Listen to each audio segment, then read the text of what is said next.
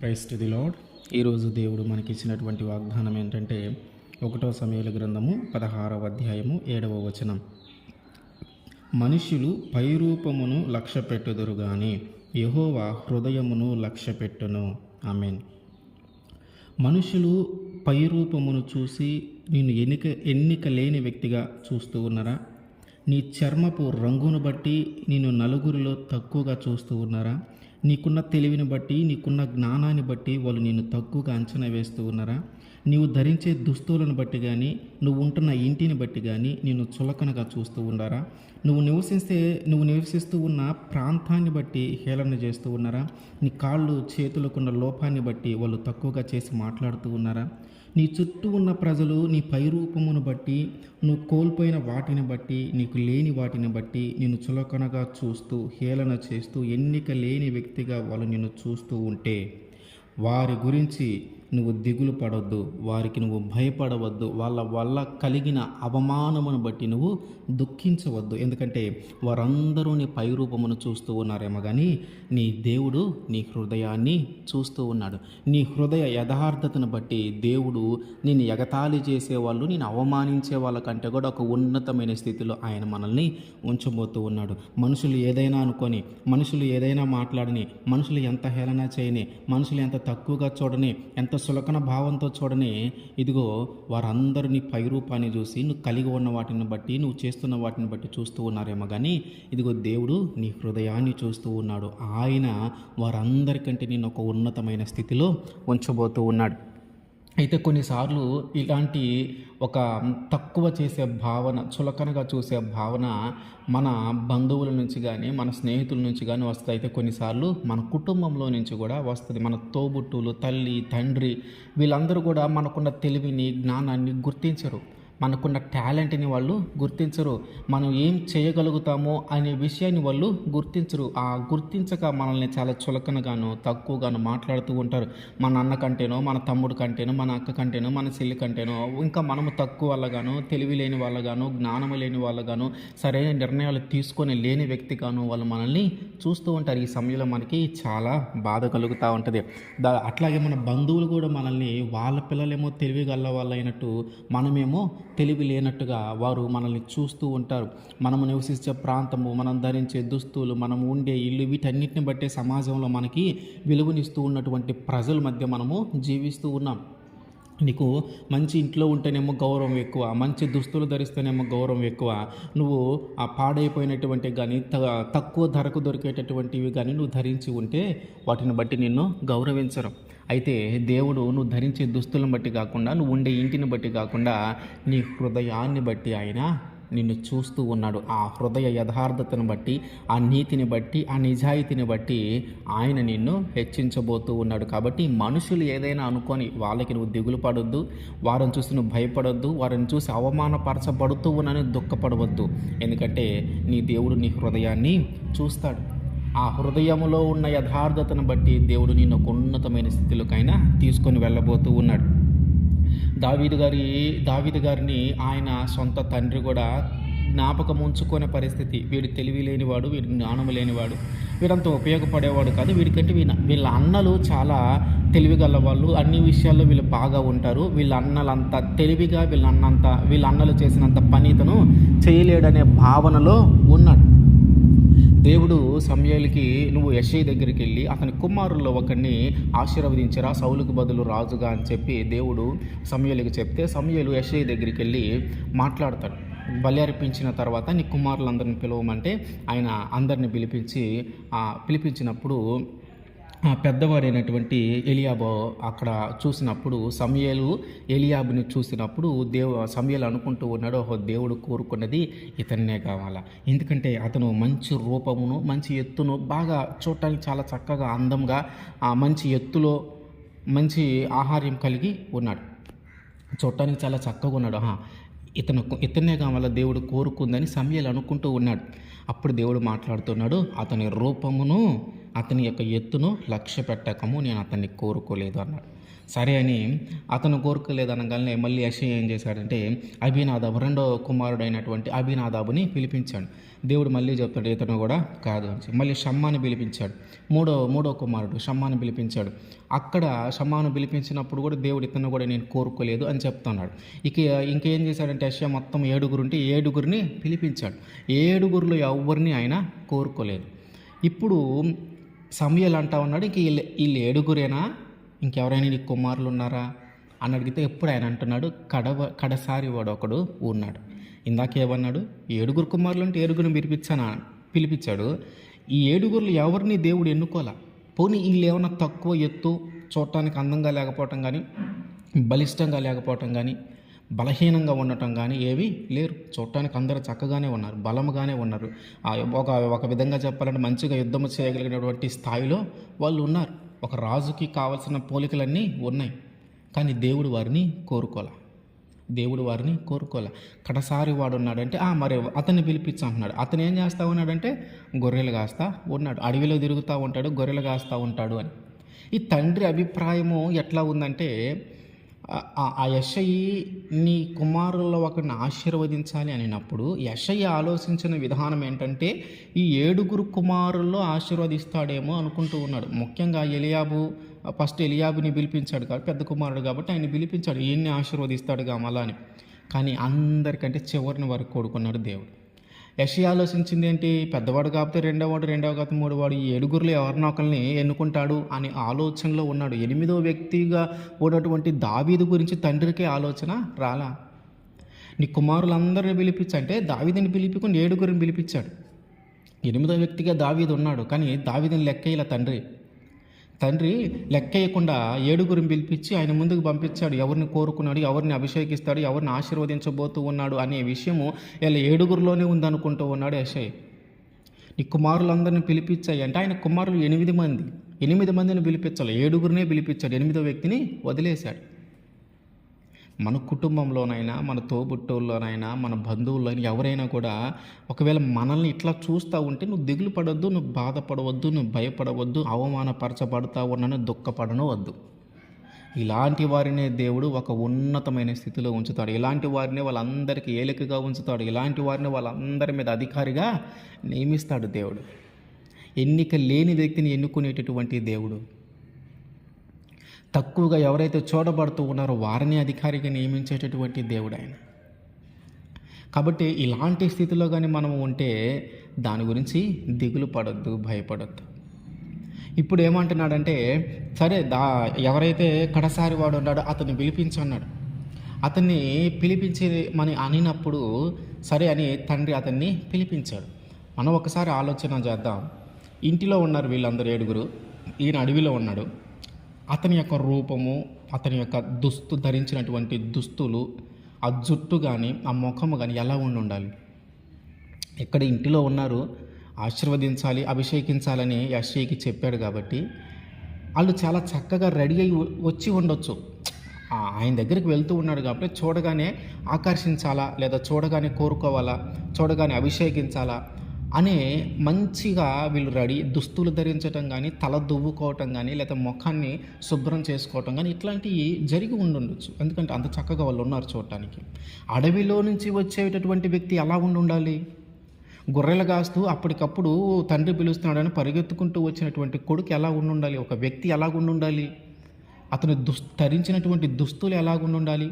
మాసిపోయి చూడటానికి కూడా బాగలేని దుస్తులు ధరించి ఉండాలా? మరి తల దువ్వుకోవటం కానీ, లేకపోతే ఆ ముఖము శుభ్రంగా ఉండటం కానీ ఉండకపోవచ్చు. ఎందుకంటే డైరెక్ట్గా ఆ మేపే దగ్గర నుంచి వచ్చేసాడు కాబట్టి ముఖం జిడ్డుగాను, తల వెంట్రుకలు నూనె లేకుండా, దూకోలేకుండా ఎట్లా పడితే అట్లా ఉండిగాను, తన దుస్తులు కూడా అంత చక్కగా ఉండకపోవచ్చు. ఎందుకంటే అడవిలో నుంచి పని చేసుకుంటూ వాటి తిరుగుతూ వస్తూ అటన్నిటిని ఆ పని చేస్తూ వచ్చాడు కాబట్టి దుస్తులు కూడా అంత చక్కగా ఉండకపోవచ్చు. వీళ్ళందరూ ఆ పై రూపాన్ని చూస్తూ ఉన్నారు. వాడు తెలివి లేనివాడు, వాడు జ్ఞానం లేనివాడు, వాడు వీళ్ళ 7 సమానము కాదు, వీళ్ళు 7 కంటే అంతగా పని చేయలేడు, వీళ్ళు 7 కంటే అంత జ్ఞానం కలిగిన వాడు కాదు. కాబట్టి వీళ్ళు 7 మంచి మంచి పనులకు పంపిస్తా, మంచి మంచి ఉద్యోగాలకు పంపిస్తా, మంచి మంచి చదువులు చెప్పిస్తా, చివరికున్న వ్యక్తినేమో వీడికి ఏమి రాదు, వీడికి ఏమి తెలియదు, వీడికి జ్ఞానం లేదు, తెలివి లేదు, వీడు ఏ పని చేయలేడని చెప్పి వాడిని ఒక గొర్రెలు కాసే పనికి అప్పగిస్తున్న తల్లిదండ్రులు చాలామంది ఉన్నారు. గుర్తుపెట్టుకోండి, దేవుడు అట్లాంటి వారినే కోరుకుంటాడు.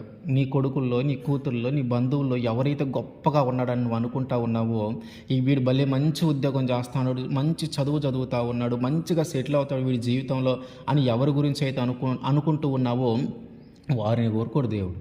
వీడు వేస్ట్, వీడు పనికిరాడు, వీడు ఏమీ రాదు, వీడికి తెలివి లేదు, జ్ఞానం లేదు, వీడికి ఒక్క పని చేయటం కూడా రాదు, వీడిని అసలు చదివేయటం అనవసరం, వీడికి ఉద్యోగం కూడా రాదు, వీడు పాస్ కూడా కాడు, అసలు వీడికి అనవసరం ఇదంతా, వీడిని ఏదో ఒకటి చేసి ఆ గొర్రెలు మేపటానికో గేదెలు మేపటానికో పంపిస్తే చాలు, ఇంక ఇంటికాడుండి ఈ పనులు చేస్తే చాలు, ఇంటికాడుండి ఈ కల్లాపలు పేడకళ్ళు ఇవన్నీ తీయటం చాలు వీడికి అని ఎవరినైతే భావిస్తూ ఉన్నావో, ఎవరినైతే చులకనగా చూస్తూ ఉన్నావో, ఎవరినైతే హేళన చేస్తూ ఉన్నావో దేవుడు అలాంటి వ్యక్తిని కోరుకుంటాడు. దేవుడు అలాంటి వ్యక్తిని కోరుకుంటాడు. కాబట్టి నీ కుమారుల్లో జాగ్రత్తగా నువ్వు చూడాలా. నీ బంధువుల పిల్లలైనా, నీకు తెలిసిన వారి పిల్లలని ఎవరినూ కూడా తక్కువ అంచనా వేయకు. ఎవరిలో ఎలాంటి టాలెంట్ ఉందో, ఎవరిని దేవుడు ఎలా ఉపయోగించబోతూ ఉన్నాడో, దేవుడు ఎవరిని ఎలా కోరుకోబోతున్నాడో, దేవుడు ఎవరిని ఎలా మార్చబోతూ ఉన్నాడో, దేవుడు ఎవరిని ఎలా అధికారిగా నియమించబోతూ ఉన్నాడో మనకి తెలియదు. పై రూపమును బట్టి, అతను ధరించే దుస్తులను బట్టి, అతను ఉన్న ఇంటిని బట్టి, అతను మాట్లాడుతున్న మాటలను బట్టి అతని హృదయం ఏంటో నీకు తెలియదు కాబట్టి, అతని యొక్క యథార్థత ఏంటో నీకు తెలియదు కాబట్టి అతన్ని చూసి నువ్వు చులకనగా మాట్లాడవద్దు. అతని స్థాయి ఇది అని నువ్వు నిర్ణయించవద్దు. ఎందుకంటే అతని స్థాయి ఏంటని దేవుడు నిర్ణయిస్తాడు. అతని స్థాయి ఇది, ఇంతకు మించి ఇతను ఎదగలేడు, ఇంతకు మించి ఇతను మారలేడు, ఇంతకు మించి ఇతను ఉద్యోగమో చేయలేడు, ఇంతకు మించి ఇతను చదవలేడు, ఇంతకు మించి ఇతను ఏమీ చేయలేడు అని అతని స్థాయిని నువ్వు నిర్ణయించవద్దు. అది నిర్ణయించేది దేవుడు. అతను ఎంత స్థాయికి వెళ్ళగలడనేది దేవుడికి తెలుసు. అతను ఏ స్థాయిలో ఉంచాలనేది దేవుడికి తెలుసు. కాబట్టి ఈ ప్రజలు, నీ చుట్టుపక్కల ఉన్న వాళ్ళైనా, నీ తల్లిదండ్రులైనా, నీ తోబుట్టులైనా, నీ బంధువులైనా, నీ స్నేహితులైనా, ఈ లోకంలో ఉన్న ఈ చుట్టుపక్కల ప్రజలందరైనా, నీ ఊరి వాళ్ళైనా సరే, ఎంతమంది నిన్ను తక్కువగా చూసినా, ఎంతమంది నిన్ను అవహేళన చేసినా, ఎంతమంది నిన్ను అపహాస్యము చేసినా, ఎంతమంది నీ లోపాన్ని బట్టి నిన్ను నిందిస్తూ ఉన్నా, ఎంతమంది నీ లోపాన్ని బట్టి అవమానము చేస్తూ ఉన్నా, వారందరి గురించి నువ్వు భయపడొద్దు, వాళ్ళందరి గురించి నువ్వు దిగులు పడొద్దు, వారికి నీకు కలిగిన అవమానాన్ని బట్టి నువ్వు దుఃఖించవద్దు. నీలాంటి వాడినే దేవుడు ఎన్నుకుంటాడు. నీలాంటి వాడినే వాళ్ళందరి మీద అధికారిగా నియమిస్తాడు. నీ ద్వారానే వాళ్ళందరూ పోషింపబడేలాగా చేస్తాడు. నీ ద్వారానే వాళ్ళందరూ బ్రతికేలాగా చేస్తాడు. నీ ద్వారానే వాళ్ళందరికీ రక్షణ కలిగేలాగా దేవుడు చేస్తాడు. కాబట్టి పై రూపమును చూసి మనల్ని జడ్జి చేసేటటువంటి ఈ ప్రజల మధ్యలో మనము జీవిస్తూ ఉన్నాం. నువ్వు ధరించే దుస్తులను బట్టి నీకు విలువిచ్చే ప్రజల మధ్య జీవిస్తూ ఉన్నావు. నువ్వు వాడేటటువంటి వస్తువులు, బ్రాండెడ్ వస్తువులు తగిలిస్తే, బ్రాండెడ్ వస్తువులు వేసుకుంటే నీకు విలువనిచ్చేటటువంటి ప్రజల మధ్య జీవిస్తూ ఉన్నావు. ఒక మంచి ఇంటిలో నివసిస్తూ ఉంటే నేను గౌరవించి నీకు విలువనిచ్చేటటువంటి ప్రజల మధ్యలో జీవిస్తూ ఉన్నాం. నీకు డబ్బు, ఆస్తి, అంతస్తులుంటే దానిని బట్టి నీకు విలువనిచ్చేటటువంటి ప్రజల మధ్య జీవిస్తూ ఉన్నాం. ఒక్కటే గుర్తుపెట్టుకో, నీకు ఏ డబ్బులు లేకపోయినా, ఏ ధనమో లేకపోయినా, ఏ బ్రాండెడ్ వస్తువులు లేకపోయినా, మంచి దుస్తులు లేకపోయినా, నీ హృదయ యథార్థతను నువ్వు కోల్పోవద్దు. నీ హృదయంలో నువ్వు పాపము చేయొద్దు. నీ హృదయంతో నువ్వు నీతిగా, నిజాయితీగా, యథార్థవంతంగా జీవించు. దేవుడు నీకంటూ ఒకరోజు ఏర్పాటు చేసి ఉన్నాడు. దేవుడు నీకంటూ ఒక ఏర్పాటు చేసి ఉన్నాడు. దావీదుని అన్నలు అందరూ కూడా తక్కువగానే చూస్తూ ఉన్నారు. తండ్రి వాళ్ళందరినీ మంచిగా చూస్తూ దావీదుని మాత్రమే గొర్రెలు మేపడానికి పంపించినప్పుడు అన్నలు ఎవరు మాట్లాడట్లేదు. అదేంటి తమ్ముడిని అట్లా పంపిస్తూ ఉన్నావు, మాతో కూడా పంపించు, ఏదో ఒకటి నేర్చుకుంటాడు, మాతో కూడా పంపించు, వాడిని గొప్పవాడిగా మేము చేస్తాము, మాతో కూడా పంపించు, మా దగ్గర ఉంటే ఏదో ఒకటి నేర్చుకుంటూ ఉంటాడని వాళ్ళు ఎవరు సపోర్ట్ చేసి మాట్లాడింది లేదు. అట్లాంటి పరిస్థితుల్లో కూడా దేవుడు తోడున్నాడు. ఎవరికి? దావీదుకి. ఎట్లా తోడున్నాడంటే ఆ మందలు మేపే సమయంలోనే ఆయన ఒక శూరుడుగా, యుద్ధ వీరుడుగా మార్చగలిగాడు దేవుడు. తర్వాత అతని గురించి తర్వాత మాట్లాడుతూ ఉంటే దావీదు ఒక శూరుడు, దావీదు ఒక యుద్ధ వీరుడు. ఎప్పుడు? గొల్యాతుని చంపటానికి ముందు, గొల్యాతుని చంపడానికి ముందు అక్కడ ఉన్నటువంటి ప్రజల్ని సౌలు అడుగుతూ ఉంటే ఈ చిన్నవాడు ఎవరి కుమారుడు గొల్యాతుని చంపడానికి అంత ధైర్యంగా వెళ్తూ ఉన్నాడు అంటే అక్కడ ప్రజలు ఇస్తున్నటువంటి స్టేట్మెంట్ ఏంటంటే దావీదు అతను మాట నేర్పరి, శూరుడు, యుద్ధ వీరుడు, ఆయన చెప్తా ఉన్నాడు. ఎట్లా జరిగింది? ఆయన గొర్రెలు కాసేటటువంటి వ్యక్తి సూర్యుడు ఎప్పుడయ్యాడు? గొర్రెలు కాసేటటువంటి వ్యక్తి యుద్ధ వీరుడు ఎప్పుడయ్యాడు? గొర్రెలు కాసేటటువంటి వ్యక్తి మాట నేర్పరు ఎప్పుడయ్యాడు? అక్కడ ఎవరుంటారు అడవిలో? ఆ గొర్రెలు తప్ప. అక్కడ గొర్రెల కాడే ఎక్కువ జీవితం గడిపింది, అడవిలోనే ఎక్కువ. తన బాల్యం అంతా అడవిలోనే గడిచిపోయింది. తన జీవితం, ఆ అందమైన బాల్యం అంతా అడవిలోనే గడిచిపోయింది. ఆ పిల్లలతో సంతోషంగా ఆనందంగా గడపాల్సిన జీవితము, తల్లిదండ్రుల దగ్గర నుంచి అన్నల దగ్గర నుంచి నేర్చుకోవాల్సిన జీవితము అడవిలో మేకలు మేయటానికి, గొర్రెలు మేపటానికి సరిపోయింది జీవితం. బాల్యం అంతా ఆడే గడిచిపోయింది. మరి ఎప్పుడు ఈయన యుద్ధశూరుడయ్యాడు? ఎప్పుడు ఈయన బలవంతుడయ్యాడు? ఎప్పుడు ఈయన పరాక్రమం కలిగిన వ్యక్తి అయ్యాడు? ఎప్పుడు ఈయన ఎవరితో మాట్లాడి మాట నేర్పరయ్యాడు? ఎవరున్నారు అక్కడ మాట్లాడటానికి? ఎప్పుడో వస్తే తల్లిదండ్రుల దగ్గరికి రావాలా? అన్నలతో మాట్లాడి చాలా తక్కువ సమయమే కదా, ఎలా మాట నేర్పరయ్యాడు? అంతా కూడా దేవుడు ఒక ప్రణాళిక ప్రకారము నడిపించుకుంటూ వస్తూ ఉన్నాడు. మన జీవితంలో ఇప్పుడు మనం పడుతున్న అవమానము, ఇప్పుడు మనల్ని అపహాస్యం చేస్తూ ఉంటే, అవమానపరచబడతా ఉంటే, తక్కువగా చేసి మాట్లాడుతూ ఉంటే, దీని నుంచే దేవుడు మనకు ఒకటి నేర్పించుకుంటూ వెళ్తాడు. దీని నుంచే దేవుడు ఒకటి మనకి నేర్పించుకుంటూ వెళ్తాడు. ఆ మంద కాసేటప్పుడే దావీదుకి ట్రైనింగ్ అంతా జరుగుతూ ఉంది. మంద కాసేటప్పుడే ట్రైనింగ్ అంతా జరుగుతూ ఉంది. సింహం వచ్చింది, ఎలుకబంటి వచ్చింది, దేవుడు శక్తిని ఇచ్చారు, వాటిని చంపేశాడు. ఈ అవమానంలో ఉన్నప్పుడే, ఈ పరిస్థితుల్లో ఉన్నప్పుడే, దేవుడు మనల్ని నడిపిస్తూ ఉన్నప్పుడే, ఈ బాధల్లో, ఈ కష్టాల్లో, ఈ శ్రమల్లో, ఈ అవమానాలలో దేవుడు మనల్ని నడిపిస్తూ ఉన్నప్పుడే మనల్ని ట్రైన్ చేస్తూ ఉన్నాడని, మనకి ట్రైనింగ్ ఇస్తూ ఉన్నాడని. అంటే దీని తర్వాత ఏదో ఒక మంచిది దేవుడు చేయబోతూ ఉన్నాడు. ఇప్పుడు అవమానపరచబడుతూ ఉన్నామంటే మనం యథార్థవంతంగా జీవించి, నీతిగా జీవించి, మనం చక్కగా జీవించిన తరువాత కూడా అట్లా జీవిస్తూ ఉన్నప్పుడు కూడా మనం అవమానపరచబడుతూ ఉన్నామంటే ఇది ఒక మనకి ట్రైనింగ్ జరుగుతూ ఉంది. దీని తర్వాత ఏదో ఒక గొప్ప మార్పు మన జీవితంలో రాబోతూ ఉంది. దీని తర్వాత ఏదో ఒక గొప్ప మేలు దేవుడు మనకి చేయబోతూ ఉన్నాడు. దీని తర్వాత ఏదో ఒక ఉన్నతమైన స్థితి దేవుడు మనకి కల్పించబోతూ ఉన్నాడు. ఎవరైతే అవమానపరుస్తూ ఉన్నారో, ఎవరైతే చులకనగా చూస్తూ ఉన్నారో, ఎవరైతే హేళన చేస్తూ ఉన్నారో, ఎవరైతే అపహాస్యము చేస్తూ ఉన్నారో, ఇది ఆ ప్రజల మధ్య వారందరి మీద నిన్నే అధికారిగా నియమించబోతూ ఉన్నాడేమో, నీ ద్వారానే వాళ్ళందరూ బ్రతికేలాగా చేయబోతూ ఉన్నాడేమో మనకి తెలియదు. దేవుని ప్రణాళిక ఏంటి? దేవుడు ఎలా నడిపిస్తాడు? దేవుడు ఎలా ముందుకు తీసుకొని వెళ్తాడు? దేవుడు నీ స్థితిని ఎలా మారుస్తాడు? దేవుడు ఉన్నతమైన స్థితిలో ఎలా ఉంచుతాడనే విషయము మనకి తెలియదు. ఎందుకంటే ఆయన తలుచుకుంటే ఒక్క రోజు చాలు, ఒక్క రాత్రి చాలన్నమాట. ఒక్క రోజు చాలు నీ జీవితము, నీ ముందున్న జీవితానికి ఇప్పుడున్న జీవితాన్ని పోల్చుకోలేనంత ఉన్నతమైన స్థితి ఆయన ఇవ్వగలడు. ఇశ్రాయేలు ప్రజలందరూ ఐగుప్తు దేశంలో నుంచి నడిపించేటప్పుడు రాత్రికి రాత్రి ఏం జరిగింది? మీకు ఎవరెవరైతే తెలిసిన వాళ్ళు ఉన్నారో వాళ్ళందరి దగ్గర పెట్టుకొని మళ్ళీ ఇస్తామని చెప్పి మొత్తం బంగారం తెచ్చుకోండి అని చెప్పాడు. నీకు ఎంతమంది ఇవ్వగలిగితే అంతమంది దగ్గర తెచ్చుకో. నీ పొరుగు వాళ్ళ దగ్గర, ఆ ఐగుప్తు దేశంలో ఉన్నారు కదా, వాళ్ళందరి దగ్గర, పొరుగు వాళ్ళ దగ్గర ఎంతమంది అయితే ఇవ్వగలుగుతారో అంతమంది దగ్గర ఉన్న బంగారము తెచ్చుకోమన్నాడు. తిరిగి ఇవ్వగలిగారా? తిరిగి ఇప్పించాడా దేవుడు? లేదు. ఒక రాత్రి చాలు వాళ్ళు భాగ్యవంతులు కావటానికి, ఒక రాత్రి చాలు వాళ్ళు ఆస్తులు సంపాదించుకోవటానికి. దేవుడు నిన్ను హెచ్చించాలే కానీ ఒక్క గడియ చాలు, ఒక్క రోజు, ఒక్క రాత్రి చాలు, నీ స్థితిగతులన్నీ మారతాయి. కాబట్టి మనుషులేదో అంటూ ఉన్నారని, మనుషులేదో బాధపరుస్తూ ఉన్నారని, మనుషులేదో అవమానపరుస్తూ ఉన్నారు, వాళ్ళు దుఃఖపరుస్తూ ఉన్నారని నువ్వు వాళ్ళ గురించి భయపడొద్దు. వాళ్ళందరూ కూడా నీకు లేనిని దాన్ని బట్టి, నువ్వు కోల్పోయిన దాన్ని బట్టి నిన్ను మాట్లాడుతూ ఉన్నారు. అంటే వాళ్ళందరూ నీ పై రూపమును చూసే మాట్లాడుతూ ఉన్నారు, కానీ దేవుడు నీ హృదయాన్ని చూస్తూ ఉన్నాడు. దేవుడు నీ హృదయ యథార్థతను చూస్తూ ఉన్నాడు. నీ హృదయములో ఆయనను ఉంచుకొని, ఆయన వాక్యమును ఉంచుకొని, దాని ప్రకారము నువ్వు ఎలా జీవిస్తూ ఉన్నావో, ఎంత నీతిగా జీవిస్తూ ఉన్నావో, ఎంత యథార్థవంతంగా జీవిస్తావు, అది చూస్తూ ఉన్నాడు దేవుడు. దీనికి కలిగే బహుమానం ఏంటంటే, ఎక్కడైతే అవమానపరచబడతా ఉన్నామో అక్కడే ఒక ఉన్నతమైన స్థితి, ఉన్నతమైన గౌరవము ఇస్తాడు దేవుడు.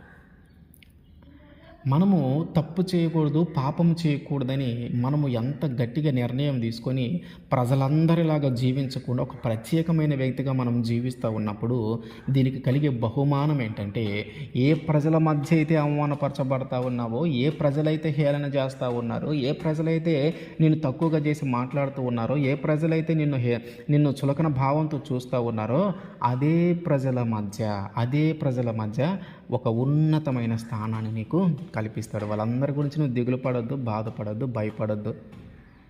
దేవుడు నిన్ను హెచ్చిస్తాడు. నీ హృదయ యథార్థతను మాత్రం నువ్వు కోల్పోద్దు. ఎందుకంటే ఆయన నీ హృదయాన్ని చూస్తూ ఉన్నాడు. ఆమేన్.